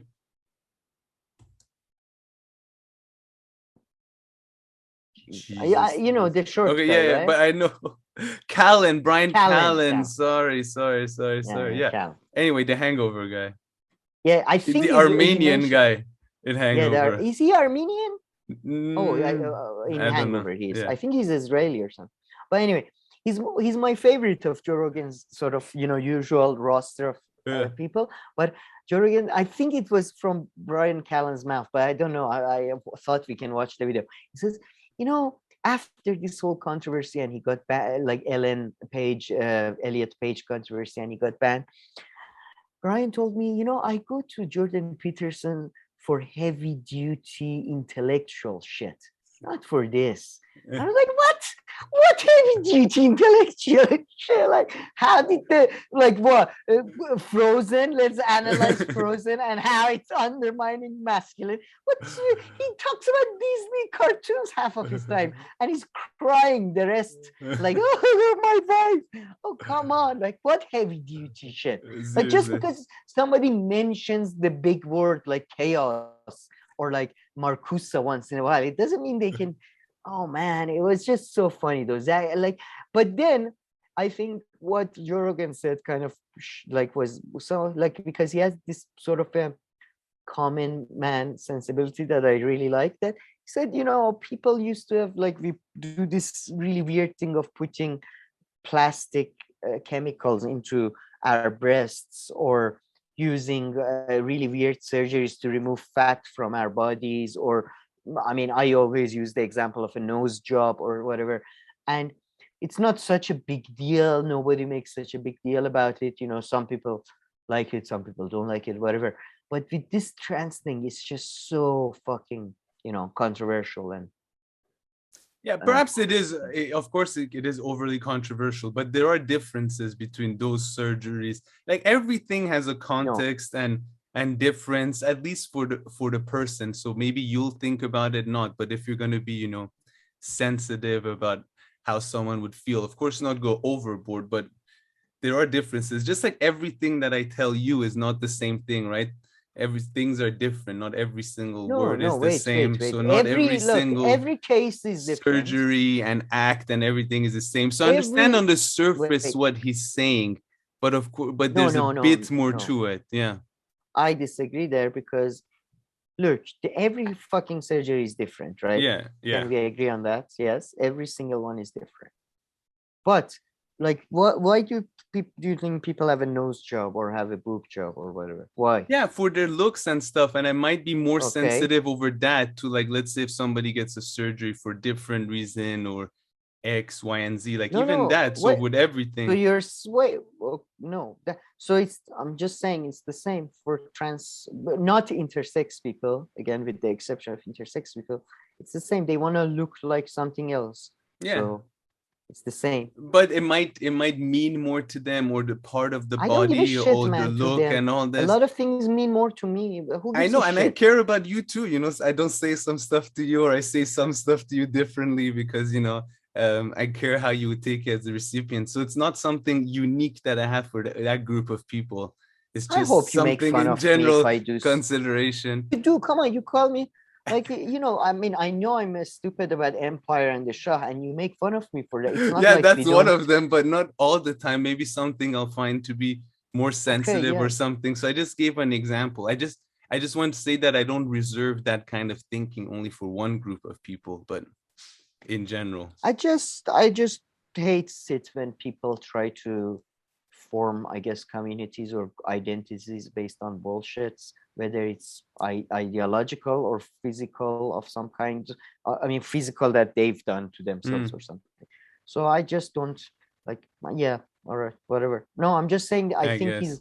But I that's how I think about the issue, just like he did. So maybe I'm.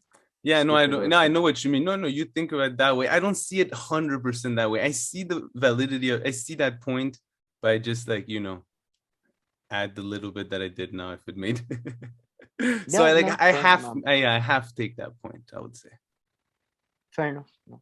I would say. So I think that's all the Joe Rogan stuff. Yeah. Then we have Zelensky, who people have seen. Yeah, we can leave that for maybe. We can come back to this in Four Corners of Geopolitics.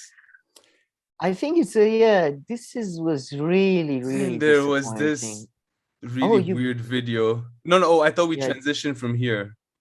You know, do you remember where it was? Oh, true. I do. Oops. I went put context. My bad. Yeah, but anyways, it was very disappointing. First of all, Kamala, maybe we should watch it and then comment. Yeah, let's watch it.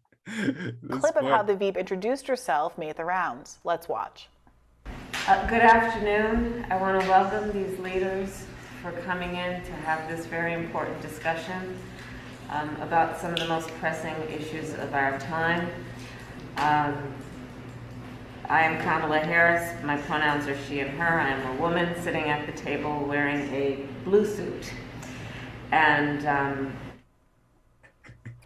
now, I am typically Kamala critical Twitter. What if you're a woman? What else would your pronouns be? I mean, look, even if you believe in transsexualism and you change your gender based on how you feel and stuff, it's redundant. You change it to woman. Yeah, you are like what? Now we have women who identify as women but prefer the pronoun he. What fuck? Like, what is going on? Like, are you just fucking with us, just trying to fuck with us linguistically? But I mean, that's what Kamala does, though. I mean, that's all she has going for herself, though. So yeah, if I was on her team, I would have definitely told her, milk that part, please, because I can't think of anything else, any other point you can score, to be honest. It was beyond ridiculous. No, I mean, And then the blue coat and stuff, it's apparently for like a special group of, deaf people or something. So this is common to describe. Therefore, blind people. They were blind and it's people. Common to describe. Yeah, of course. When if you're among blind people, you describe like I'm a man, blah blah blah. But then, like, it's just redundant. Like, I'm a man. I'll prefer he. I also not so much him. Can you do that? Can I like he but not him? When you say him, you're talking behind my back. So no, Camille, to be frank, from now on, I genuinely mean, since I was a kid, I always like to refer to myself as a we in sort of a royal V sense, like kings and queens. So from now on, please refer to me as they and them. And we decided that this because I feel like I should be royalty. So Please refer to me I again. might consider that, but I feel like it creates too much confusion, so I'm gonna have to pass. All right, but I gave you a yeah, fair no, shot though, but yeah, you tried. But then this segment contains one of the more no, even play. I think we even play before this. I think I think it's a good minute yeah. from here. Let me see what she's Yeah. saying. No, even further back, because she says something I kind of wanna, the part where she says, "Then you learn." Yeah, let's watch it. I think hopefully it's from here. It should include it. So it should be like 2-minute clip. So People are pointing out, I think her like a head picture on Twitter, like the top picture, is a picture of the Constitution, and people are like screen grabbing it, like circling gosh. me. so yeah, okay, to be more serious, it's not possible to be more Look, serious at this things point. are new. I get it. Things are new and weird. People didn't go around the circle and name the pronouns when I was in college 15 years ago. Things change. I understand people bristle a little bit. When the first time I saw or heard people do one of these, descriptions for the blind, I didn't know what was going on either. I thought it was just people being extra, but I was wrong. So I get it. Like I get the emotional response, but she mixed those two things there, no? No. I think she had her first instinct was the correct one. These people are just trying to be a little bit extra. And sadly, she's one of the examples of how education can ruin your mind. When you start, seriously, you read too much. No, you read too much. You lose your common sense, you read too much bullshit about gender identity. It's like, when you read too much about just war theory, or you read too much about corporate regulation and the balance, it fucks up with your common sense stuff, so you think that people who are basically trying to be special and trying to capitalize on society's need to self-affirm any cultural need because they can't fulfill any economic needs, so all they do is looking for new cultural terrains to trample on. She sadly, I think her instinct was right, and the idea that she keeps thinking, I understand things are new. I mean, the condescension, again, in Iran, we've had transsexualism as a sort of completely legal thing, all that. Not the bathroom issue. The bathroom issue is, I guess, that's never come up in Iran. But it's been, it's been like this idea. Everything, I understand, it's new people. Everybody's a fucking hillbilly in a cave except you people, I guess. Jesus Christ. And again, in history, there have been people who self-identified as other genders, so it's not a new event. It does seem to be a weird, cool bully instinct that's going on, where everyone is so eager to jump to these conclusions. Look, I'm the queen. There can be a bullying about the pronoun police as well, though. Excuse me, my pronouns are they. Sure. How dare you? For sure. Blah, I do blah. think there was a great article by, I think, Sam Adler-Bell in New York Magazine a month or two ago. I did a podcast episode about it because he had this definition of wokeness that I think really captured what the problem is for people who are frustrated by not the substance of these movements, but some of the vibes around the movements. And is this idea not that things should be better, or things should be described a certain way or done a certain way, but that everyone should already know. And I think that what ticks people off is this attitude that presumes that you should already be up to date on the new thing. And most people, most trans people, most black people, most whomever, most Latinx people, they're very, I'm joking. Right. But they're very patient with folks because we. Again, very disingenuous to put trans people, black people, and Latino people, or as Latinx, which according to all polls, even Latinos hate the term. Like, it's not fair to put them together. It's kind of, again, like putting Jews and Muslims together. It's not exactly the same. So. Yeah, I didn't quite get the point anyway. I mean, she's trying to make the point that when there's she's something saying that new the minority that happens, group, minority group should have be more tolerant of the mainstream people to understand the new terms and give them time and not be such a like a, oh, you shouldn't have said that. She's saying that, which is kind of, I agree, but then again, who gives a shit? deal with that every day of our lives, and we're used to being the outlier, and you just calmly explain to people. I just had a guest who insisted on describing things as Negro this and Negro that, and it is that. You just move through it because he's an older gentleman and it is what it is. But So that's the part we wanted So to get pause. That was such an unfair to. characterization. Negro that, Negro this.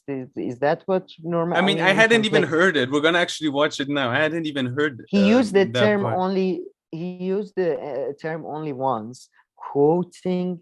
Wow, Dubois. Quoting Dubois, the famous black author, historian. So yeah, I mean, now So you can you play, went I and think- checked. That's the only time he says it. Yeah.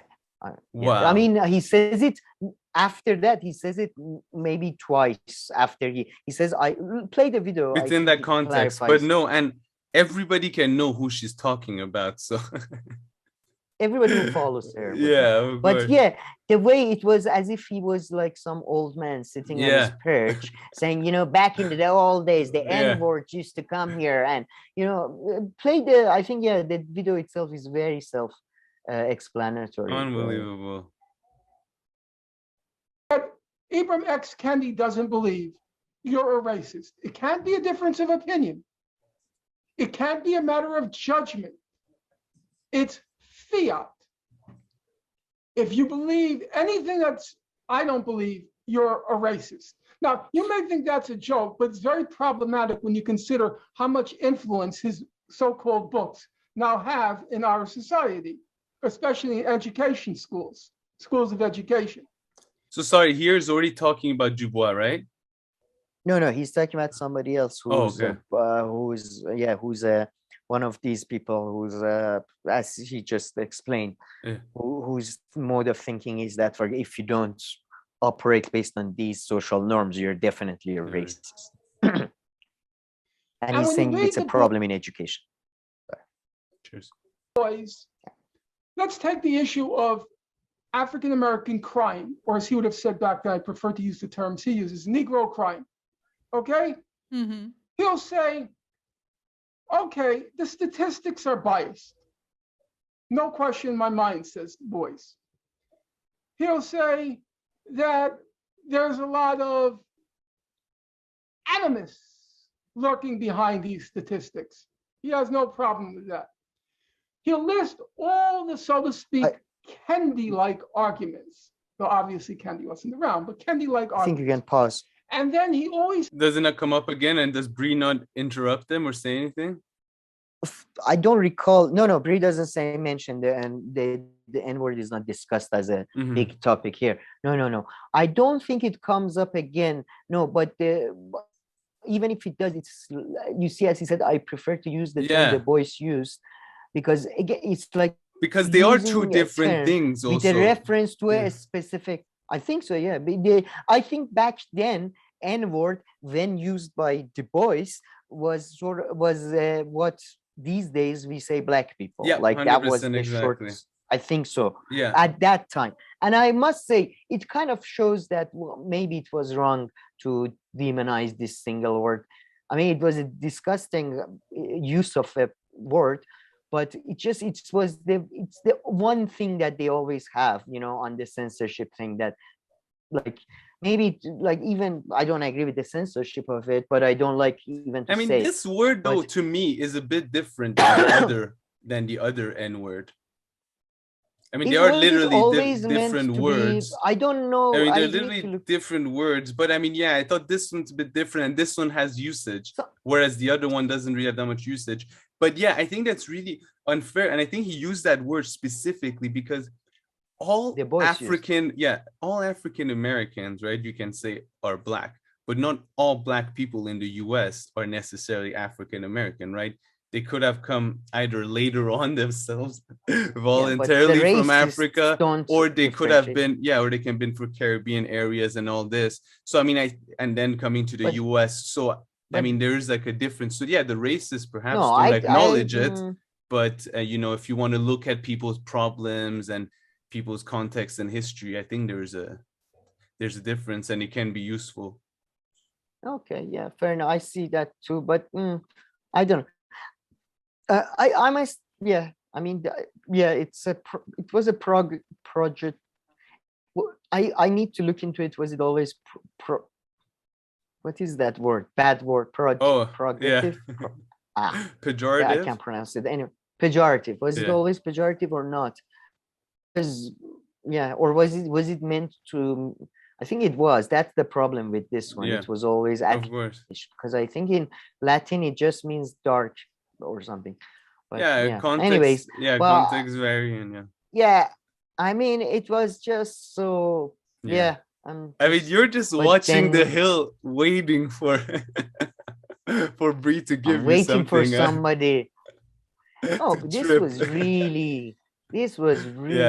No, 100%. Yeah, I don't know. And again, it's so funny. I don't understand why somebody put it in the comment though. I'm now watching the hill, looking to points of disagreement with Robbie and stuff, but it's just he's good, man. He doesn't talk as much. No, because he barely says. He doesn't in opposition. Yeah, exactly. He only talks in opposition. And he doesn't say. He does the For instance, like we sometimes do the opposite. We'll be talking about something, and then we'll even bring in like a character or a thought or an idea that we don't even need to, and be like, just like this, blah blah blah, and like that, for instance, is often an easy way, to find someone in the audience who doesn't like to listen to that. But Robbie, of course, doesn't do any of that. But even his direct responses barely have any fat. He's very careful, and some topics he just stays out of it, asks the question, what was said. Yeah. But, I think when you're libertarian for life, you learn how to hide. To navigate. Like his internal monologue is all like, don't mention gold standard, don't mention abolishing police and education, but, don't mention that. It's kind of like these like trained serial killers, like Dexter and stuff. They know how to go around in society and I'm normal, sure. I have a family.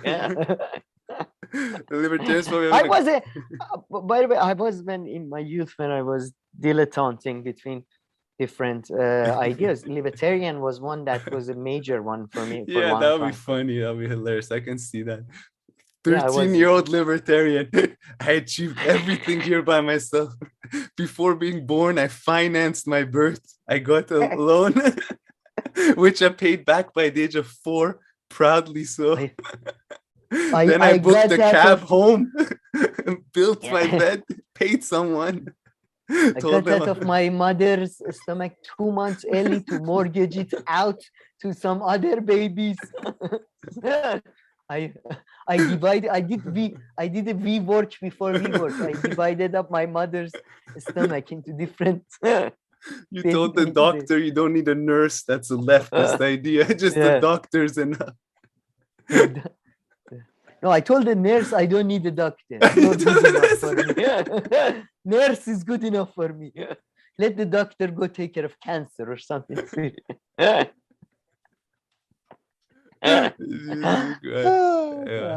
funny. Good times. Okay.